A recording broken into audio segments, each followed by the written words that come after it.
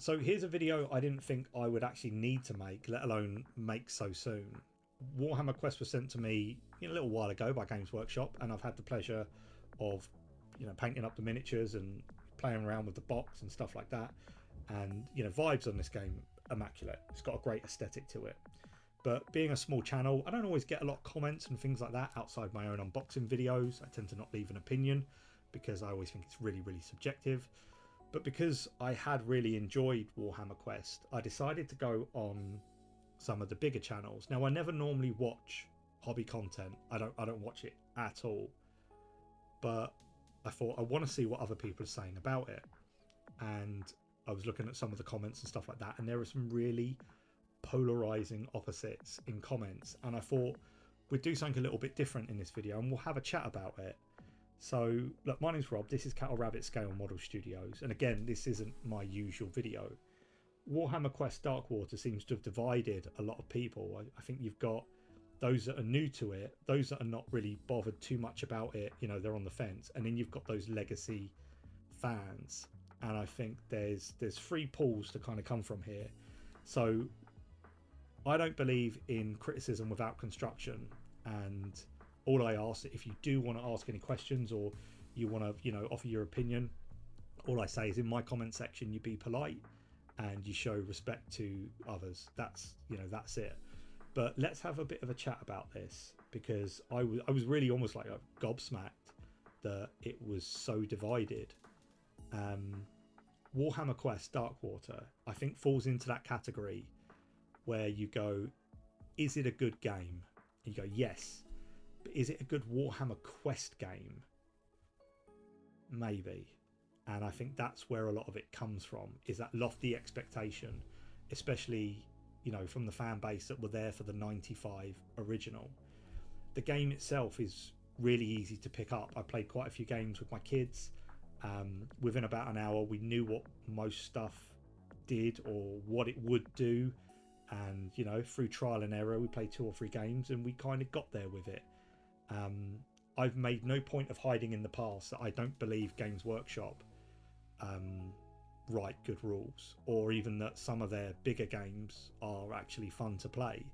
I'm not a big rules guy, I am going to say that right now, and I do prefer games that are a lot easier to pick up. Things like Kill Team, Warcry is a great one, but I think games like this, because it's not built for a tournament scene, the rules are for the best part pretty simple, and they're simple to understand.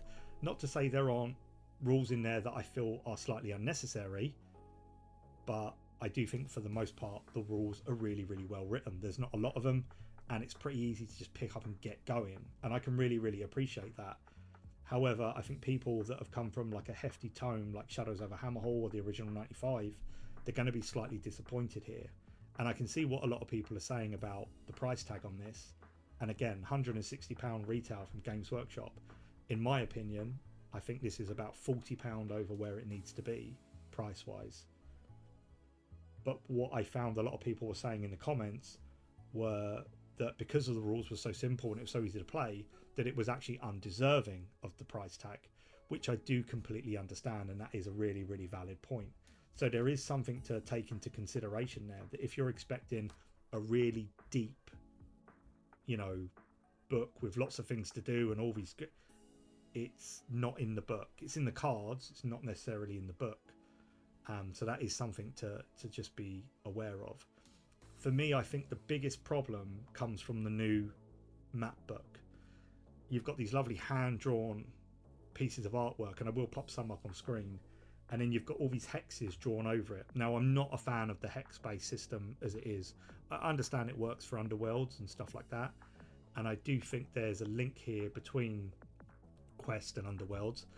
You've got maps like this on screen that are really, really lovely to see. The problem is I know all the map, and even with putting tokens down here and there, I can tell you where the enemies are going to spawn in, I can tell you where the heroes are going to start, and then you get maps like this where the artwork is so dense, to lay these grids over it, it just becomes a little bit of a mess, in my opinion.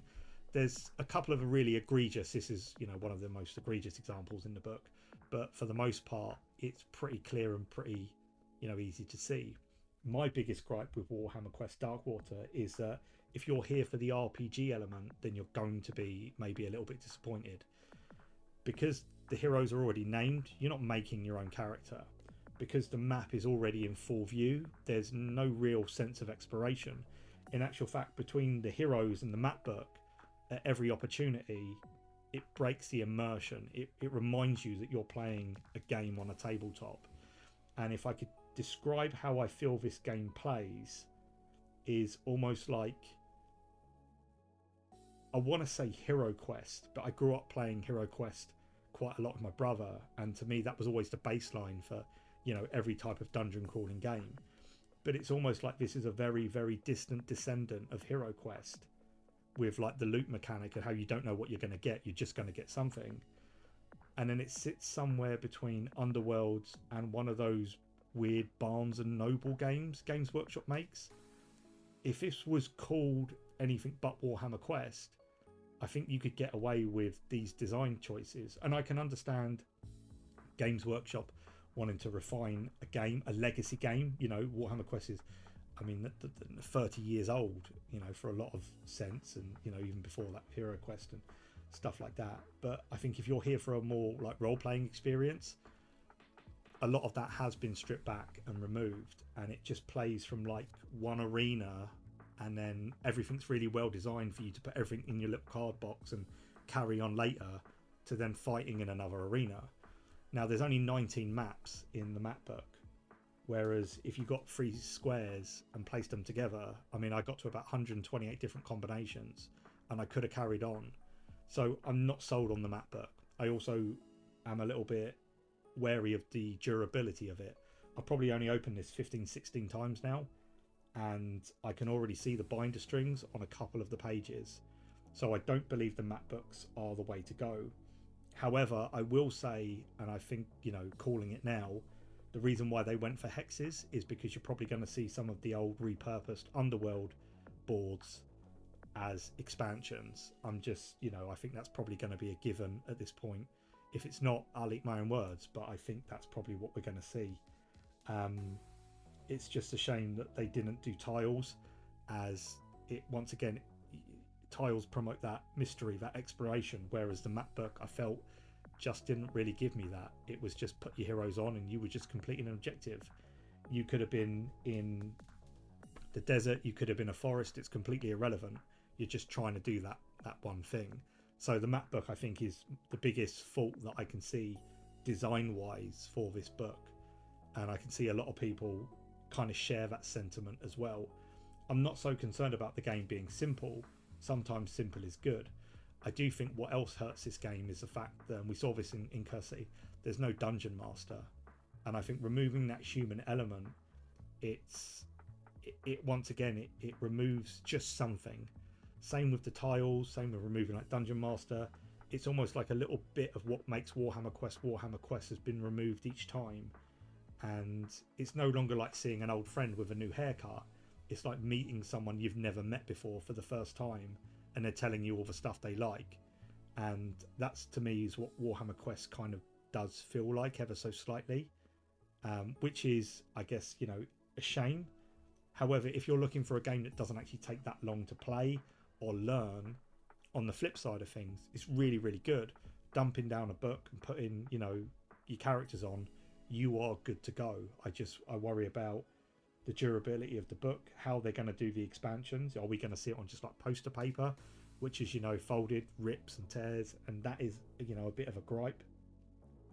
But also, I do think the need for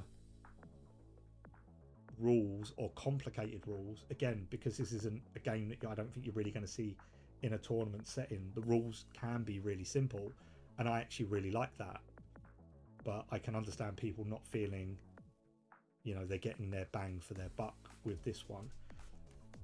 However, one thing that I do find, and I think a lot of the community shared a big sentiment with, is the miniatures and just how good they are. If you haven't seen any of my unboxing videos, I've got one on the miniatures and I've got one on all the cards and stuff like that, which I'll leave in the comment section below. I'll also add in anything that I think is worth noting, like a pinned comment. I guess videos like this are a little bit difficult sometimes because I always think I forget to say stuff, and it's almost like when you're in an argument, you always think of the perfect thing to say afterwards. So if I do have any afterthoughts, I'll leave it in the pinned comment, like the top pinned comment below, so you know we can just check that before you go, you didn't say that. But it probably will be there. But the miniatures themselves are really, really good. Yes, they are push fit, which I know a lot of people don't like. However, the aesthetic of them, really, really cool. They range from really clean and simple, like even the Nurgle stuff. They're not overly or excessively detailed, like the Blight Templars are a really good example. There's a little bit of detail on them, but for the most part, they're just pretty, you know, clean armor panels with a bit of pitting. And if you're a new painter, you know, out the box, you're gonna kind of, you know, straight away. Same again with, you know, even down to the coloured sprues. You've got lovely like off-white coloured for the heroes, grey for the, you know, the bad guys. So even if you don't paint these, you're going to be able to identify what's what, you know, pretty easily straight away. And again, it's that, you know, design choices that out the box make this a really, really cool box, but there's also design choices that you go, I'm not sold on that idea. But look, that is kind of where I wanted to leave this, because those were some of the biggest talking points that I could see in other people's comments. But again, I do really like Warhammer Quest. There is something about it that I really enjoy. I do just think there's maybe some design choices that I don't really understand why they've gone that way, and you know, that's really it. But again, let me know what you think below. I'd love to hear people's thoughts in the comments. If you don't and you enjoy this type of video, like and subscribe. It really helps me out. You know, I'm one guy sitting in my little hobby studio doing the whole thing with a camera, like a little gonzo YouTuber. So the support really, really does help. And again, let me know if you like this type of video. I do kind of want to do more talking videos, but you know, I think opinions on the art, like the internet, sometimes can be quite difficult to kind of, you know, see through. Again, it isn't a hate piece or a knocking piece. It isn't a praise piece. This is just me being really impartial and talking about something. But look, that's it from me in this one. I'll see you all next time. God bless and take care.